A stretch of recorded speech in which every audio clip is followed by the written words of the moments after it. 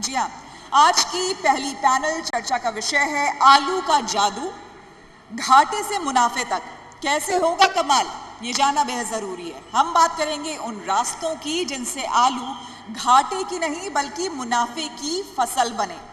भंडारण से लेकर बाजार तक, पॉलिसी से लेकर प्रोसेसिंग तक, कैसे हर कदम पर हो इनोवेशन और किसान की इनकम हो दमदार, बढ़त हो। इस चर्चा को दिशा देने के लिए एडिटर किसान तक ओम प्रकाश जी, उनको आमंत्रित करना चाहूंगी। ओम प्रकाश जी कृपया मंच पर आए। जोरदार तालियां हो जाए ओम प्रकाश जी के लिए। देश के चुनिंदा वैज्ञानिक, अधिकारी, उद्यमी और किसान साथी जिन्होंने आलू को कारोबार में बदलने का हुनर दिखाया है, तो आइए मंच पर आमंत्रित करते हैं इन सभी को। और इनके साथ जो पैनल है, एक एक कर मैं सबको बुलाना चाहूंगी, आमंत्रित करूंगी। सबसे पहले doctor Dhruv Kumar, principal scientist ICAR CPRI Meerut. Dhruv Kumar ji कृपया मंच पर आए। जोरदार तालियां हो जाए ध्रुव कुमार जी के लिए। हमारे दूसरे पैनलिस्ट है doctor Kaushal Kumar Neeraj, joint director horticulture Uttar Pradesh. जोरदार तालियां हो जाए कौशल कुमार जी के लिए। जोश में इतना कमी क्यों है भाई, नाश्ता हो चुका ना? जोरदार तालियां, आप ही के मतलब की बात है। तीसरे हमारे पैनलिस्ट हैं श्री शैलेंद्र तिवारी, फाउंडर फसल। शैलेंद्र जी के लिए जोरदार तालियां हो जाए, जरा जोर से बजाइए भाई। और चौथे panelist doctor DP Singh, professor department vegetable science, Chandrashekhar Azad university. ये नहीं पहुंच पाए किसी वजह से। Shri Yash Kumar ji, secretary cold storage association Uttar Pradesh. Yash ji कृपया मंच पर आए। जोरदार तालियां हो जाए सर के लिए।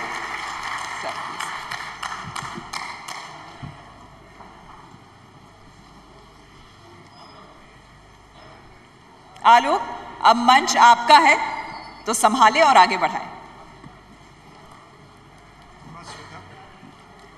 सबसे पहले मैं सभी अपने पैनलिस्ट का स्वागत करूंगा। और आलू करीब 300 साल पहले भारत में आया और यहाँ की ज़िंदगी में रचा बसा। पेरू से इसका ओरिजिन है और अपने यहाँ जो भारत में पुर्तगाल होते हुए आया। और जहाँ पे हम बैठे, ये सबसे बड़ा उत्पादक है भारत का। तो और CPRI जो है आलू अनुसंधान का सबसे बड़ा वो है संस्थान है आलू के रिसर्च का। तो सबसे पहले मैं चाहूँगा कि डॉक्टर ध्रुव कुमार जी जो CPRI के प्रिंसिपल साइंटिस्ट हैं, इनसे सवाल लें कि हम आलू जो है सब्जियों का राजा है और उत्तर प्रदेश जो है उसके उत्पादन का किंग है, सबसे बड़ा हम वो हैं उत्पादक हैं। लेकिन जो ये प्रोसेसिंग का मुद्दा है उसमें हम बहुत पीछे रह जाते हैं। उसकी वजह क्या है? देखिए ऐसा है, प्रोसेसिंग का जो आलू है, हाँ ये जो प्रोसेसिंग विधायन का आलू, थोड़ा सा ऊपर करेंगे, थोड़ा पास करेंगे तो आएगा। हाँ, थोड़ा क्लोज करेंगे तो आएगा। हेलो, प्रोसेसिंग का जो आलू है ना, ये हर जगह नहीं उगाया जा सकता। इसके लिए टेम्परेचर बहुत ज़्यादा महत्व रखते हैं। तो जहाँ जनरली बहुत ज़्यादा सर्दी नहीं पड़ती, मीन 10 डिग्री के नीचे नहीं जाता सर्दियों में टेम्परेचर, वहीं पे ये आलू उगाया जा सकता है। तो हमारे देखिए पंजाब, हरियाणा, UP, यहाँ पे हम प्रोसेसिंग ग्रेड आलू या प्रोसेसिंग के लिए जो आलू चाहिए होता है उसको नहीं उगा सकते। प्रोसेसिंग के आलू के लिए बिहार, वेस्ट बंगाल, गुजरात, मध्य प्रदेश, इंदौर वाला रीजन ये सूट करता है। तो हम यहाँ ये UP, हरियाणा, पंजाब सीड के लिए है, गुजरात, मध्य प्रदेश, वेस्ट बंगाल, बिहार ये प्रोसेसिंग के लिए। तो प्रोसेसिंग का आलू UP में, क्योंकि यहाँ की क्लाइमेट सूट नहीं करती हमारे लिए, तो हम नहीं उगा सकते। अगर हम उगाएंगे ना ज़बरदस्ती उगा के, मान लीजिए चिप्सोना, इसकी वैरायटी भी अलग होती है प्रोसेसिंग की और सब कुछ इसका टेक्नोलॉजी अलग है। अगर हम उगाएंगे ज़बरदस्ती चिप्सोना वन वगैरह और उगा के उसको प्रोसेसिंग में लेके जाएंगे UP वाले को, तो उसका रंग ना लाल और काला पड़ जाएगा, क्वालिटी नहीं आएगी चिप्स की या फ्रेंच फ्राई की। इसलिए वहाँ की क्वालिटी लाने के लिए, मीन कलर लाने के लिए, ड्राई मैटर लाने के लिए हमें उसे इंदौर के रीजन में या गुजरात में या वेस्ट बंगाल में या असम में ही उगाना पड़ेगा? डॉक्टर साहब, अगले सवाल पे मैं ध्रुव कुमार जी के बाद आपके पास आऊँगा। कौशल कुमार जी हमारे साथ हैं। बड़ी जिम्मेदारी है डॉक्टर साहब के पास पूरे उसमें हॉर्टिकल्चर को आगे ले जाने की। डॉक्टर साहब, जो सबसे बड़ी उत्तर प्रदेश करीब 35% हम उत्पादन करते हैं, लेकिन यहाँ पे जो सबसे बड़ी चुनौती ये आती है कि सीड की, कि सीड जो है मुश्किल से जो हमारी डिमांड है उसका 25% 30% ही सीड मिल पाता है। तो सीड उपलब्ध करवाने की, अच्छा सीड उपलब्ध करवाने की उत्तर प्रदेश सरकार की क्या योजना है? क्या कोई स्कीम है इसकी? कहाँ से अच्छा सीड ले सकते हैं? अगर हम 70% किसानों को सीड ही नहीं मिल पाता है तो ये बड़ा चैलेंज है और बड़ी समस्या है। उस समस्या का निदान कैसे हो पाएगा? बहुत अच्छा सवाल है। आपने जैसा बताया कि उत्तर प्रदेश सबसे बड़ा आलू उत्पादक राज्य है, तो जाहिर सी बात है कि सबसे ज़्यादा बीज की आवश्यकता भी यहीं पे पड़ेगी। तो इस दिशा में किसान जागरूक भी हैं, यद्यपि जैसा अभी डॉक्टर साहब ने बताया कि बीज उत्पादन का कार्य प्रमुखता से पंजाब, हरियाणा और पश्चिमी उत्तर प्रदेश में हो रहा है। ऐसा नहीं, यहाँ भी बीज उत्पादन का काम किसान करते हैं, लेकिन अभी देखिए बीज उत्पादन के जो मेन जिम्मेदारी CPRI जो प्रजनक बीज देता है, वो उद्यान विभाग अपने फार्मों पे उससे फाउंडेशन सीड पैदा करता है, फिर किसानों को जाता है।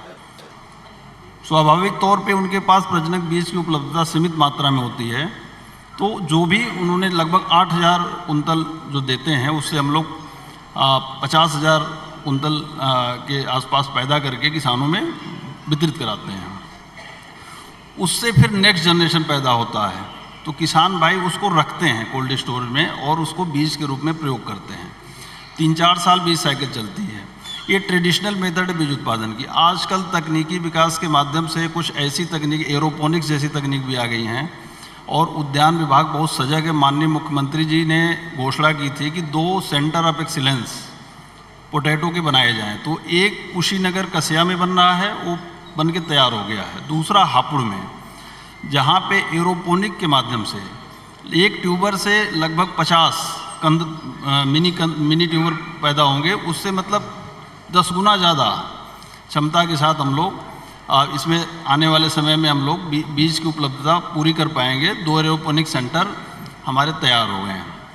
इसके अतिरिक्त जैसा अभी हमारे उपकार के DG साहब ने बताया था कि CIP का केंद्र आगरा में बहुत तेज़ी से कार्रवाई चल रही है। आगरा के सिगना में स्थापित किया जा रहा है, और इस दिशा में यहाँ पे स्टेट से कैबिनेट हो गया है और NHB को land with the sector transfer कर दी गई है, और केंद्र स्तर पे भी बहुत तेज़ी से इस पर कार्रवाई हो रही है। उस केंद्र के आने के बाद कुछ नई तकनीकें भी विकसित जो आलू बीज उत्पादन में की गई, ARC टेक्निक और भी कुछ नवाचार जो है उस क्षेत्र में, तो बीज की समस्या क्रमशः कम होती जा रही है और किसान भाई जागरूक होते जा रहे हैं और अपना बीज खुद उत्पादित करके कोल्ड स्टोर्स में रख रहे हैं। एक किसान हमारे साथी हैं बैठे हुए, किसानों की ओर से मेरा एक सवाल ये है कि अगर कोई सब्जी के लिए आलू उत्पादन करता है तो 300 टन तक 1 हेक्टेयर में चला जाता है, और अगर बीज के लिए पैदा करता है तो 250 टन के आसपास रह जाता है, 200 टन के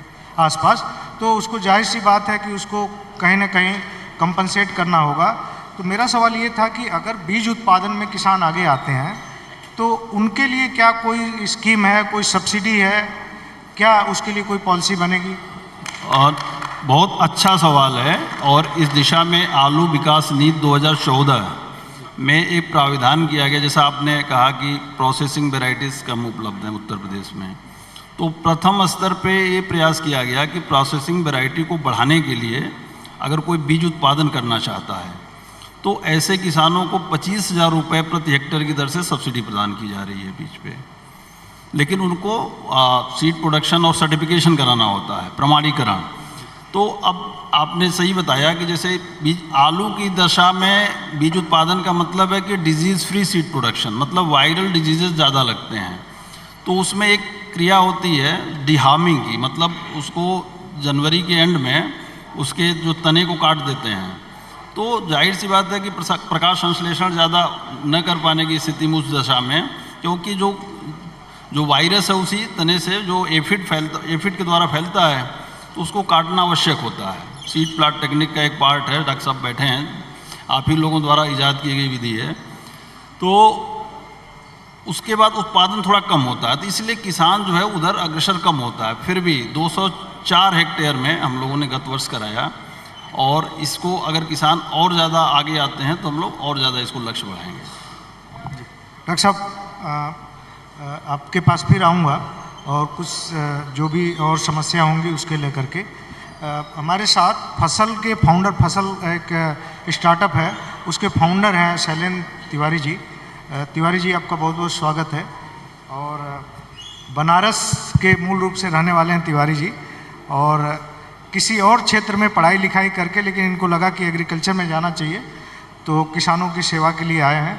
एआई पे और नई टेक्नोलॉजी पे जो भी खेती के लिए आ रहे हैं उस पे काम कर रहे हैं। शैलेंद्र जी, जो एआई है, अभी बहुत चर्चा हो रही है एआई का, लेकिन वो हमारे आम किसानों तक एआई का फ़ायदा कैसे पहुंचेगा उसको लेकर के, क्योंकि पढ़े लिखे लोग तो उसको जानते हैं, एआई के बारे में जानते हैं, बहुत सारी और नई टेक्नोलॉजी उसके बारे में जानते हैं।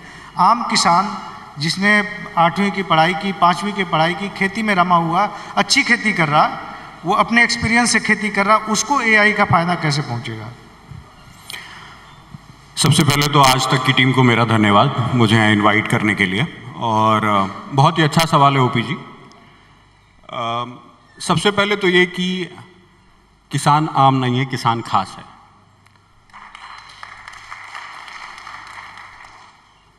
लगभग 8 साल पहले हमने इस कंपनी की स्थापना की। कुछ ऐसी चीज़ें थी जो समझ में आई कि कुछ ऐसे गैप्स जो आज अभी जो श्वेता सेशन ले रही थी संजय सर के साथ, उसमें बात आई कि भाई किसान प्रोडक्शन बहुत अच्छा कर रहा है, वो कंज्यूमर तक कैसे पहुंचाए। ऐसे अगर आप पूरी एग्रीकल्चर वैल्यू चेन को देखेंगे तो कई सारी समस्याएं हैं। एक समस्या जो मुझे लगा जिस पे एक बहुत ज़्यादा काम करने की ज़रूरत है, वो थी प्रोडक्शन। अगर हम प्रोडक्शन को देखें तो जैसे आपने कहा कि किसान कोई 5वीं पास है, कोई 10वीं पास है, कोई 11वीं पास है, 12वीं पास है, सबके पास एग्रीकल्चर की डिग्री नहीं है। पर एग्रीकल्चर या फार्मिंग, खेती एक बहुत ही वैज्ञानिक प्रोफेशन है। इसमें आपको आपकी मिट्टी की समझ चाहिए, इसमें आपको आपके बीज की समझ चाहिए, आपको आपके क्लाइमेट की समझ चाहिए। कई सारी चीज़ें जब मिलती हैं तब एग्रीकल्चर का आउटपुट अच्छा निकल के आता है। अगर एग्रीकल्चर एज अ होल को देखें, जहां प्रोडक्शन से लेके मार्केटिंग तक सिग्निफिकेंट इंप्रूवमेंट हो, तो कई चीज़ों की ज़रूरत है। जैसे अगर हम पीछे भारत की भी 20 साल की जर्नी देखें, पोटैटो की, आलू की जर्नी देखें, तो हम कुछ 2 करोड़ मीट्रिक टन उगा रहे थे, हम 20 साल में अब 6 करोड़ मीट्रिक टन तक पहुंच गए हैं। हम दूसरे सबसे बड़े प्रोड्यूसर हैं चीन के बाद, और तीसरा जो हमारे बाद है वो हमसे बहुत पीछे है। हम यहाँ भी तकनीक से आए, नए सीड वैरायटीज, CPRI ने रोल प्ले किया, वो वैरायटीज़ आई, हमारे किसानों ने उन वैरायटीज़ को लिया, उनको प्रोड्यूस किया, और हम दूसरे नंबर तक पहुँचे। उसके बाद अगर हम प्रोडक्शन में टेक्नोलॉजी देखें तो जैसे एग्रीकल्चर, पोटैटो की फार्मिंग में पानी का बहुत महत्व है, बहुत ही सेंसिटिव है पोटैटो पानी के लिए। कम हो गया तो दिक्कत, ज़्यादा हो गया तो दिक्कत। सर ने अभी कहा कि 10 डिग्री से कम हो तो दिक्कत।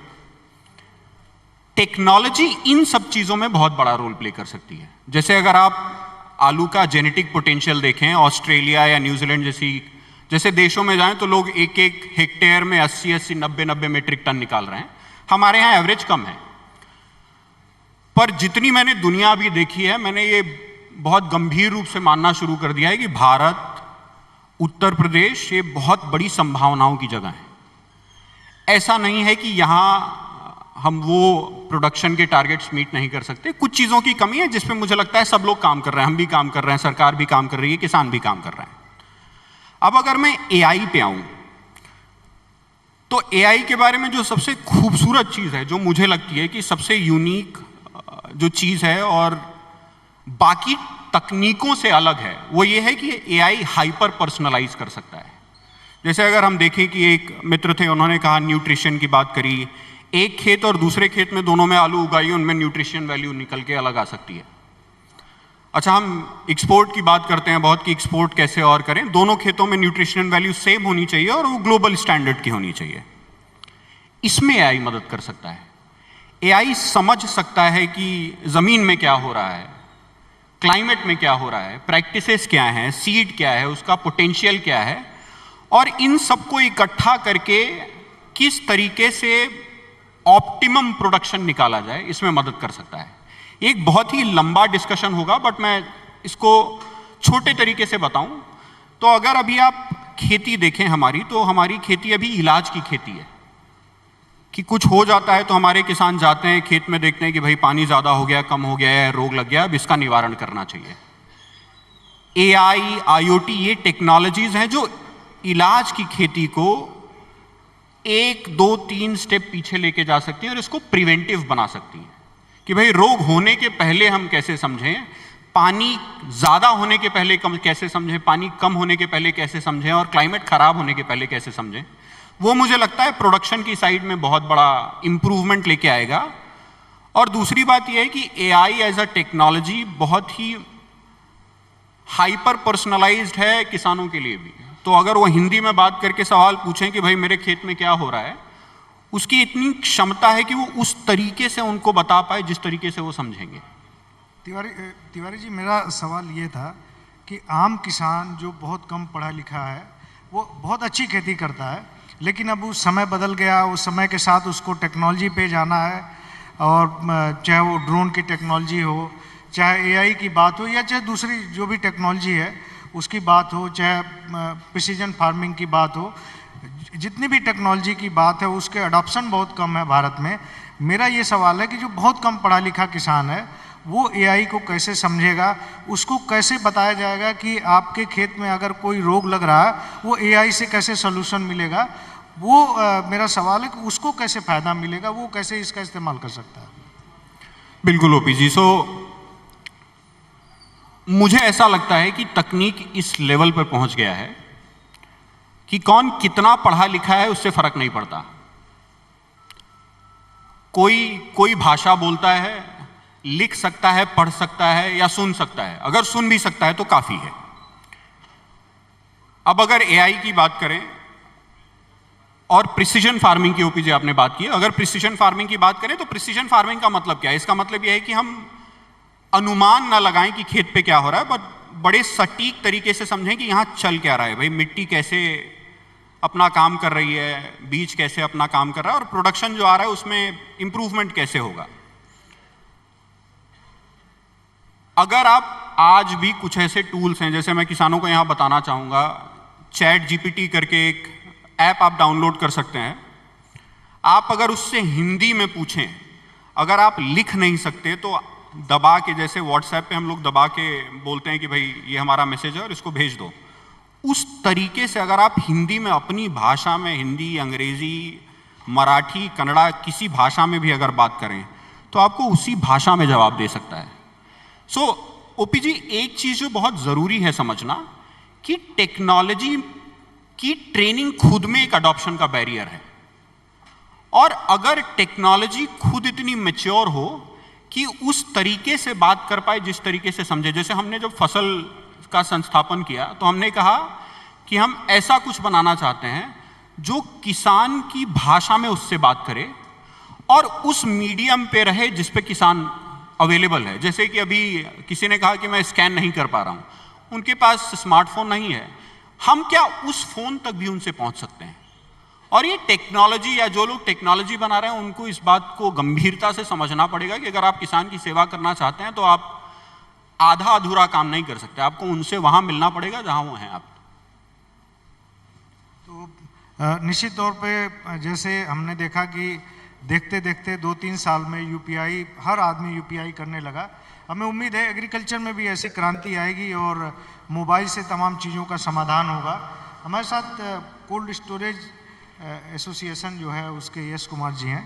यश कुमार जी, आमतौर पे ये समस्या आती है, जब पूरे देश की हम बात करते हैं उसमें ये समस्या आती है कि कोल्ड स्टोरेज की बहुत कमी है, ये बार बार सवाल उठता है। लेकिन उत्तर प्रदेश में ऐसा देखने को मिला 2200-2300 कोल्ड स्टोर है, बहुत सारे कोल्ड स्टोर भरते भी नहीं। इसकी वजह क्या है? प्रैक्टिकल बात है, वो भरते ही नहीं। इसकी मूल वजह क्या लगती? क्या किसान अपने घर पे ही रखना चाह रहा? क्या क्या समस्या क्या आखिर? इस वक्त उत्तर प्रदेश में लगभग 2200 कोल्ड स्टोरेज कार्यरत हैं जी। और प्रोडक्शन पिछले वर्ष से जो है अधिक है, लेकिन तब भी कोल्ड स्टोरेज खाली हुए हैं। और कोल्ड स्टोरेज खाली होने का कारण ये है कि बहुत से काश्तकार कोल्ड स्टोरेज में आलू लाना नहीं चाहते हैं, वो उसको डंप कर लेते हैं। और वो डंप इसलिए कर लेते हैं कि जो है वो कोल्ड स्टोरेज का किराया उसको देना ना पड़े, और वो 1 महीने या 1.5 महीने का जो पीरियड होता है उसको निकाल देते हैं। मई तक जो है वो बाहर रखते हैं, और बाहर रखने पर उसको फिर वो बाज़ार में बेच देते हैं। उससे उनको जो है कोल्ड स्टोरेज का किराया नहीं देना पड़ता है, लेकिन उस आलू की क्वालिटी जो है वो कमज़ोर हो जाती है। जो मार्केट में जाता है तो वो जो है मतलब थोड़ा सा डाउन क्वालिटी होने की वजह से वो फिर सस्ते दामों में बिकने लगता है। और आज की तारीख में जो स्थिति है वो डंप का आलू जो है ख़त्म हो चुका है। तो लगभग यही कारण है इसका। और सरकार की नीतियां बहुत अच्छी हैं, कोल्ड स्टोरेज बन रहे हैं। पिछले वर्षों के हिसाब से अब की साल भी करीब 130 कोल्ड स्टोरेज नए आए, और वो 130 कोल्ड स्टोरेज नए आने की वजह से भी जो उत्पादन अधिक हुआ है वो कोल्ड स्टोरेज में समाहित हो गया है। और मतलब जो है इसलिए कोल्ड स्टोरेज खाली रह गए, ना कि प्रोडक्शन कम होने की वजह से। कोई दाम की समस्या तो नहीं है कि दाम उसका रेट ज़्यादा है इसलिए किसान उससे परहेज करते हैं? क्योंकि कई बार देखने में आता है कि कोल्ड स्टोर में किसान रख रहे हैं आलू, लेकिन जब निकालने का समय होता है तो आगरा से अक्सर खबर आती है, आगरा से कई साथी आए हुए हैं कि आगरा में आलू ट्रक का ट्रक फेंका जा रहा है या निकाला ही नहीं। कुछ इस तरह की समस्या आती है, हर साल आती है। मार्केट तो जो है आपकी जो है डिमांड एंड सप्लाई के हिसाब से चलती है, उसमें किसी कोल्ड स्टोरेज वाले का हाथ तो होता नहीं। वो तो प्रोडक्ट को रख करके और उसको जो है ठीक से निकालने की उसकी जिम्मेदारी होती है। जैसा कि हमारे पहले एक मित्र साइंटिस्ट अभी कह रहे थे कि 6 महीने की जो है उसकी शेल्फ लाइफ होती है, जबकि हम लोग जो है फरवरी से लेकर के और नवंबर तक जो है आलू रख रहे हैं, जो कि हर तरह से गलत है, जिसको 31 अक्टूबर तक हर कीमत पे जो है निकल जाना चाहिए। लेकिन हर साल जो है दबाव सरकार की तरफ से आता है कि 31 अक्टूबर के बाद भी आप आलू जो है कोल्ड स्टोरेज चलाइए, जिसके ऊपर हम लोग के ऊपर प्रेशर होने की वजह से हम लोग का बिजली का नुकसान होता है, खर्चे बढ़ते हैं। जो हम लोग कोशिश करते हैं कि भाई वो किसान से ही तो हम किराया बढ़ा करके लेते हैं। इस साल वैसे किराया बढ़ाया नहीं गया था, जो पिछले साल का था वही था। मैं किसान साथियों से अपने आग्रह करना चाहूँगा कि इस सत्र से भी जो बातचीत हो रही है उसमें से भी एक सवाल आएगा, और उस सवाल का भी जवाब दे करके आप 5000, 2000 और 1000 का अवार्ड जीत सकते हैं। तो उसको ध्यान से सुने, जो भी हमारे पैनलिस्ट साथी बता रहे हैं। डॉक्टर ध्रुव कुमार जी, आपसे जानना चाहूँगा कि हमने आज़ादी के वक्त करीब 7 टन हमारा यील्ड थी, हमारी उत्पादकता थी 7 टन के आसपास। आज हम 25-26 टन के औसत पे हम पहुँचे हुए हैं। तो बहुत लंबी छलांग लगाई है हमने निश्चित तौर पे, और उसमें CPRI के वैज्ञानिकों का बहुत बड़ा योगदान है, और ये उसको कभी भी नकारा नहीं जाना चाहिए। लेकिन 2 चीज़ें हैं, 2 चुनौती बहुत बड़ी आती है किसानों के सामने। एक तो जिसको आम भाषा में चेचक बोलते हैं इसका, और दूसरा पछेता झुलसा। ये 2 समस्या है जिससे बहुत जूझते हैं किसान। और खेती में बहुत नुकसान होता है। ये दो समस्याओं से कैसे निपटेंगे किसान? क्या करें? वो कोई इसकी दवाई बनी हुई है या उसका मैनेजमेंट करना क्या है उनको? किस तरह से इन दो समस्याओं से बचेंगे वो, जो सबसे बड़ी समस्या इसमें आती है? ये जो है ना चेचक, कॉमन स्कैब, ये बैक्टीरियल डिजीज है, सोयल एंड ट्यूबरबोर्न डिजीज है। ये बैक्टीरिया से उत्पन्न होती है। इसका अभी तक पूरी दुनिया में कोई केमिकल या कोई दवाई नहीं है जिसका प्रयोग करके आप इसको रोक सकते हो या इसका मैनेजमेंट कर सकते हो। कुछ कल्चरल प्रैक्टिसेस हैं जिनको अपना करके हम चेचक को थोड़ा सा मैनेज कर सकते हैं या कम कर सकते हैं। तो सबसे पहली है उसमें हमारा फसल चक्र, कि उस खेत में उसमें हम हर साल आलू ना उगाएं। एक साल आलू, फिर दूसरी साल दूसरी फसल, और दूसरी फसल में भी जौ या सरसों उगाएं, या 2 साल आलू ना उगाएं, 2 साल तक उसमें सरसों उगाएं, फिर जौ उगाएं और उसके बाद फिर आलू उगाएं। तो फसल चक्र। फिर आता है उसमें गर्मी की जुताई। जब गर्मी का महीना आए, हमने आलू उसमें से उखाड़ लिया, तो मई और जून के महीने में उसकी गहरी मिट्टी पलटने वाले हल से, मोल्ड बोल्ड प्लाव से या डिस्क प्लाव से उसकी गहरी जुताई करके छोड़ दें। तो गर्मी की जुताई और फसल चक्र, 2 कल्चरल प्रैक्टिसेस ऐसी हैं जो कि चेचक को कम कर सकती हैं। और हमारे पास फिलहाल इसका कोई भी केमिकल या कोई भी ट्रीटमेंट, कहना चाहिए दवाई नहीं है जो चेचक को रोक सकती हो। कोई अगर ये कहता है, दवाई बेचने वाली कंपनी या दवाई बेचने वाला जो है आपकी दुकानदार, वो अगर ये कहता है कि इस दवाई से चेचक रुक जाएगी या चेचक क्योर हो जाएगी, तो भाई वो गलत है। अच्छा, दूसरा है लेट ब्लाइट। तो लेट ब्लाइट का कंट्रोल है हमारे पास, बहुत अच्छा कंट्रोल है।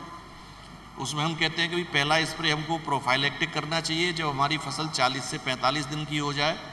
तो मैंकोजेब का एक स्प्रे, ब्लाइंड स्प्रे, चाहे हमारे क्षेत्र में कहीं है लेट ब्लाइट या नहीं है, लेकिन जैसे ही हमारी फसल 45 दिन की हो तो मैंकोजेब का एक स्प्रे कर देना चाहिए। देन नीड बेस्ड, अगर आजकल मोबाइल में आ गया है वेदर खराब होने की संभावना है या कुछ और हमारे मतलब पड़ोसी पे हमने सुना या कहीं से हमको आवाज़ आ रही है या कहीं से आ रही है न्यूज़ कि भाई लेट ब्लाइट इस क्षेत्र में आ चुकी है, फिर हमारी मैंकोजेब से रुकने वाली नहीं है।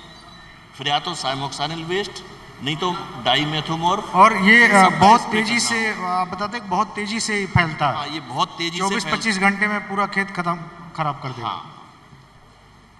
तो आपने ये बहुत अच्छी जानकारी किसान साथियों के लिए बताई कि अगर कोई जो चेचक होता है इसमें आलू के उसमें खेती में, अगर कोई दुकानदार ये कहता है कि इसकी दवा है, तो उसके झांसे में न आए। बहुत महत्वपूर्ण जानकारी है। डॉक्टर साहब, एक जैसे CPRI मेन वो संस्था है जो आप सीड के लिए काम करते हैं, आप दे देते हैं उत्तर प्रदेश सरकार को।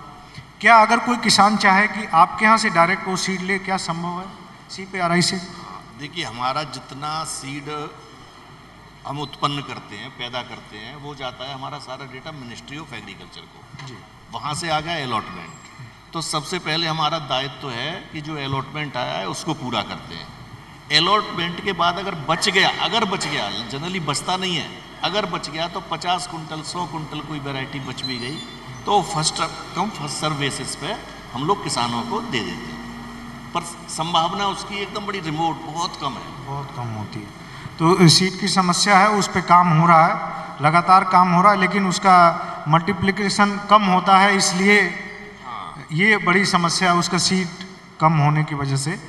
तो डॉक्टर कौशल कुमार नीरज से मेरा सवाल है कि किसान जो है, जैसे मैंने पहले भी कहा कि हर दूसरे तीसरे साल ये समस्या आती है कि 1 रुपये 2 रुपये किलो बेचने के लिए किसान मजबूर हो जाता है आलू, और कई बार ऐसा होता है कि ठीक दाम मिलता है, दोनों वो आती हैं स्थितियाँ। तो अगर किसी किसान को कभी ऐसा चैलेंज आए कि 1 रुपया किलो भी उसको बेचने पे मजबूर होना पड़ रहा है, या दाम इतना गिर गया कि कोल्ड स्टोर से निकालने भी नहीं जा रहा, तो वो ऐसा क्या काम करे? कोई ऐसी स्कीम है क्या उत्तर प्रदेश सरकार की जिसमें जाकर के जैसे बीमा करा ले, मान लीजिए, क्या इस तरह का कोई प्रावधान है कि उसको एक मिनिमम एक कवर मिल जाए कि भाई 10 रुपये 15 रुपये किलो उसको मिल जाए? बहुत अच्छा सवाल है। अभी विगत 5-7 सालों से मैं देख रहा हूँ कहीं इस प्रकार की समस्या नहीं आ रही कि आलू रेट कम होने के कारण बिक रहा हो। ये हमारे किसान भाइयों की जागरूकता और सरकार की संवेदनशीलता दोनों का परिणाम है कि अभी क्या है कि जैसे भंडारण क्षमता, आलू हम पैदा करते हैं फरवरी मार्च में उत्तर प्रदेश में और भंडारित किया जाता है, फिर उसको पूरे साल खाया जाता है, फिर उसके बाद यही चक्र चलता रहता है। बिना कोल्ड स्टोर के उसको ठीक प्रकार से भंडारित नहीं कर सकते जी।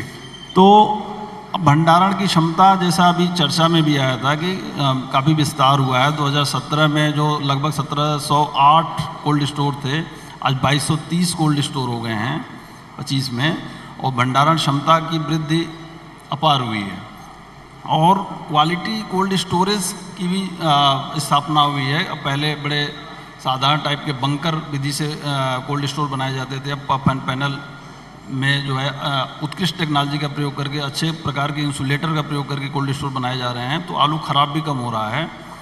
तो लोग भंडारित कर रहे हैं। मैं उदाहरण के तौर पर बताऊं कि 2017 में 124 लाख मीट्रिक टन आलू भंडारित जहाँ हुआ था, आज की डेट में 154 लाख मीट्रिक टन आलू उत्तर प्रदेश में भंडारित है। तो भंडारण क्षमता अभी भी हमारी 192 लाख मीट्रिक टन है, तो अभी भी काफ़ी गैप है। मतलब अभी और आलू अगर भंडारित किया जाता या उत्पादित होता तो भी हम भंडारण करने की स्थिति में थे, पहले ऐसा नहीं था। तो डिस्ट्रेस सेल जब कई बार होता है कि आलू तो पैदा कर लिया, रखने की जगह नहीं है, तब उसको किसान को डिस्ट्रेस सेल करना पड़ता, तो औने पौने दाम पे बेचने के लिए बाध्य होता। दूसरा, ओवर प्रोडक्शन हो गया है, अब डाइवर्सिफिकेशन हो गया है। अब क्या है, प्रोसेसिंग के कई केंद्र खुल गए हैं, कई ऐसे संस्थान, जैसे आप मथुरा में पेप्सिको ने 814 करोड़ आउटले का एक प्रोसेसिंग प्लांट स्थापित किया। इसी प्रकार हापुड़ में मेरिनो ने किया है और सुरेंद्र फूड अभी नीदरलैंड से MOU हुआ है। सुरेंद्र फूड ने अभी यहाँ पे लखनऊ में MOU हुआ, इन्वेस्टर समिट में हुआ था। तो इस तरह से जगह जगह पे और छोटे छोटे प्रोसेसिंग प्लांट भी लग रहे हैं। तो कुछ हमारा जो उत्पादित प्रोडक्ट है अब प्रोसेसिंग में भी डाइवर्ट हो रहा है और किसान थोड़ा सा जागरूकता भी बढ़ी है, ट्रांसपेरेंसी बढ़ी है टेक्नोलॉजी के कारण, उसको पता है कि कब किस जगह पे क्या रेट है। जैसे उत्तर प्रदेश में उत्पादित आलू दक्षिण भारत के राज्यों में जाने लगा है काफ़ी मात्रा में जी। तो रेट का कोई इशू नहीं है। अगर फिर भी कोई रेट इस प्रकार का आता तो सरकार के पास इस तरह का मैकेनिज़्म है, बाजार हस्तक्षेप योजना है, जिसमें ओवर प्रोडक्शन या ग्लट की दशा में अगर आलू ज़्यादा पैदा हो जाता है और रेट अचानक गिर जाता है तो सरकार आगे आती है और आलू की खरीद एक निर्धारित मूल्य पे करती है। और इस प्रकार की जब भी संभावनाएं उत्पन्न हुई हैं, सरकार ने क्रय केंद्र खोले हैं और मार्केट इंटरवेंशन। किसी किसान को मान लीजिए उसका मार्केट इंटरवेंशन स्कीम का लाभ लेना है तो वो किसके पास जाए? क्या जिला कृषि अधिकारी के पास जाए या कोई और उसके पदाधिकारी हैं, किसके पास जाएगा? किसान भाई बहुत जागरूक हैं। यहाँ पे मैं कई किसानों को ऐसा देख रहा हूँ जो आगरा क्षेत्र के भी हैं, उनको सबको पता है कि यह कार्य उद्यान विभाग द्वारा संपादित किया जाता है। प्रत्येक जनपद में जिला उद्यान अधिकारी कार्यालय होता है और उसके अंडर में जो कोल्ड स्टोरेजेज होते हैं, लाइसेंसिंग पावर जिला उद्यान अधिकारी के माध्यम से जिलाधिकारी द्वारा संपादित की जाती है। तो हमारे शीतगिरी स्वामी भी जानते हैं और किसान भी जानता है।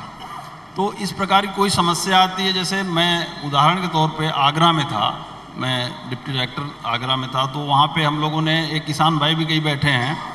अगर कोई किसी प्रकार का डिस्प्यूट अराइज होता था तो हम लोग वीकली बैठक करके, जिसमें सबके प्रतिनिधि होते थे, किसान भाई भी होते हैं, कोल्ड स्टोर स्वामी भी होते हैं और मंडी डिपार्टमेंट, जैसे रेट की अगर कोई डिस्प्यूट की बात है, और मैं स्वयं, तो हम लोग वीकली इसका रिड्रेशल करते रहे। तो कहीं पे इस प्रकार की समस्या नहीं। आज आगरा और जो आलू उत्पादक क्षेत्र हैं लगभग इसी प्रकार के मैकेनिज्म बन चुके हैं, लोग काम कर रहे हैं और आलू किसान हैप्पी है विगत कई सालों से। ईश्वर का धन्यवाद। डॉक्टर साहब धन्यवाद। तिवारी जी, आपसे एक चीज़ जानना चाहूँगा।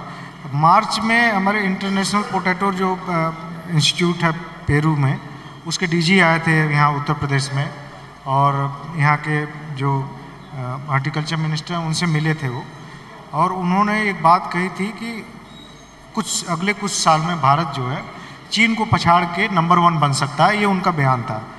तो तिवारी जी, मैं आपसे जानना चाहूँगा कि अगर भारत को दूसरे नंबर से पहले नंबर पे जाना है तो किसानों को क्या ऐसा करना पड़ेगा कि ये बहुत तेज़ी से हम उस चीज़ को अचीव कर लें? धन्यवाद ओपी जी, बहुत बढ़िया सवाल है। मैं अभी तक 20-25 देश में घुमा हूं और मैं जितने देशों में जितनी बार जाता हूं मेरा विश्वास और अटल हो जाता है कि भारत आइडियली दुनिया का फुटबॉल होना चाहिए। इसीलिए मुझे लगता है कि भारत असीमित संभावनाओं का देश है। ये मेरा बहुत ही गंभीर रूप से मानना है। बहुत सारी ऐसी फसलें हैं जहां हम बहुत प्रोडक्शन के मामले में दूसरे नंबर पे हैं, पहले नंबर पे हैं, तीसरे नंबर पे हैं। हम एक्सपोर्ट इसलिए नहीं कर पाते क्योंकि फाइटोसैनिटरी इश्यूज हैं। जिस तरीके से पेस्टिसाइड का एप्लीकेशन करना चाहिए, जितनी बार करना चाहिए, हम कर नहीं पाते। और प्रोडक्शन की क्वालिटी हमारी ग्लोबल स्टैंडर्ड से अभी कम है, जिसको हमें आगे बढ़ाना है। तो मुझे कोई ऐसा सरप्राइज नहीं है कि उन्होंने ऐसा कहा कि भारत ऐसा कर सकता है। अब अगर हम देखें कि हम एक्सपोर्ट के मामले में बहुत आगे क्यों नहीं है या प्रोडक्शन के मामले में बहुत आगे क्यों नहीं है, इसके 2-3 कारण हैं। सबसे पहले, अगर आगे के 10 साल या 20 साल में हम टारगेट करें, आप 10 साल में टारगेट करें कि भाई हमको नंबर 1 बनना है पोटैटो के प्रोडक्शन के मामले में, तो सबसे बड़ी एक चीज है, वो है सीड। जैसे जलवायु परिवर्तन को देखें तो तापमान बढ़ रहा है, बारिश कभी भी होती है, ठंड कभी भी पड़ने लगती है। CPRI जैसे इंस्टीट्यूट्स हैं जो ऑलरेडी इस पे काम कर रहे हैं। सबसे पहले हमें हीट टॉलरेंट सीड चाहिए, stress biotic stress, abiotic stress tolerant seed चाहिए। दूसरा है प्रोडक्शन, जहां किसान आते हैं हमारे। प्रोडक्शन अपन वैसे भी कर सकते हैं कि इसी तरीके से करते आए और इसी तरीके से करते रहेंगे। ये विचार अब पीछे छोड़ने का समय है और देश को अपनी सही जगह लेने की जरूरत है। और उसके लिए नई तकनीक क्या है प्रोडक्शन की, जैसे छोटे छोटे जो डिसीजंस हम लेते हैं, अभी अनुमान लगाते हैं कि भाई पानी आज देना है या नहीं देना है।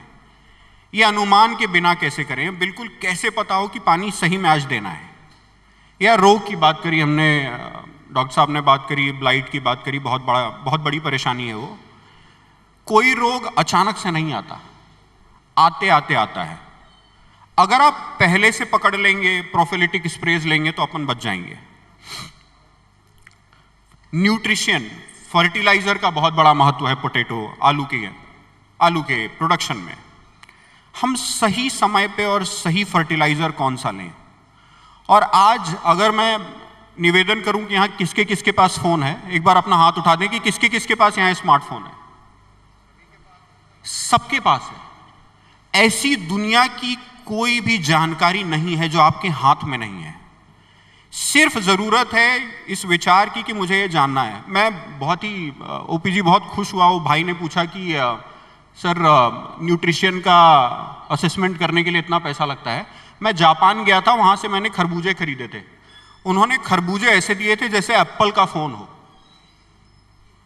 तो वो विचार मन में लाने की जरूरत है कि खेती अच्छे से कैसे करें। हमको ये प्रण करना हो कि इस दुनिया में भारत से अच्छे किसान नहीं हो सकते और उसमें सबका समर्थन चाहिए, किसानों का स्पेशली।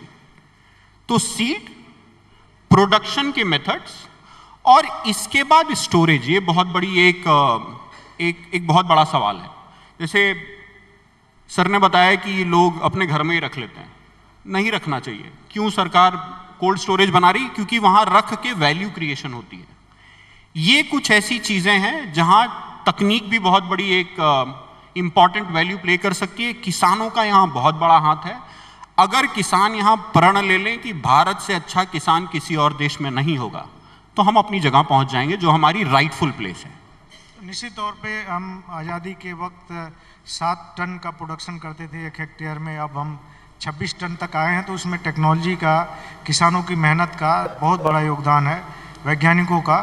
और टेक्नोलॉजी के साथ ही हम नंबर 1 बन सकते हैं। यश कुमार जी, आपसे एक सवाल है कि अगर किसी किसान को 50 टन का, मान लीजिए कि 2-3 गाँवों का के किसान मिलके कोई कोऑपरेटिव बना करके कोई कोल्ड स्टोर बनाना चाहते हैं, तो वो उसके लिए क्या कोई स्कीम है, कोई सजेशन देना चाहेंगे कि कहाँ पे जाए, कहाँ पे अप्लाई करें, किससे मिले कि वो आपको कोल्ड स्टोरेज के लिए पैसा मिल जाए, सब्सिडी मिल जाए और उनके लिए एक सहूलियत हो? इसका ऑलरेडी प्रावधान है और उत्तर प्रदेश निर्देशालय में जा करके आदमी DHO के माध्यम से अपने कोल्ड स्टोरेज छोटे छोटे बना सकता है। और अगर वो छोटे छोटे कोल्ड स्टोरेज बना करके अपने क्षेत्र में लगाता है तो वो फ़ायदेमंद है, काश्तकार के लिए भी फ़ायदेमंद है और जो है अपना उस कोल्ड स्टोरेज में वो सब्जियां भी रख सकता है, कुछ पीरियड के लिए सब्जी भी रख सकता है। सब्जी उसने रखी, निकाली, फिर उसने देखा कि आलू का टाइम आया तो उसने आलू रख लिया, आलू का पीरियड उसने अपना बिक्री कर लिया, बिक्री करने के बाद उसने जो नई क्रॉप आई उसको भी रख लिया। मल्टीपर्पज़ जो है, और इस वक्त जो है आवश्यकता मल्टीपर्पज़ कोल्ड स्टोरेजों की ही है। जी डॉक्टर, बहुत अच्छा सवाल है।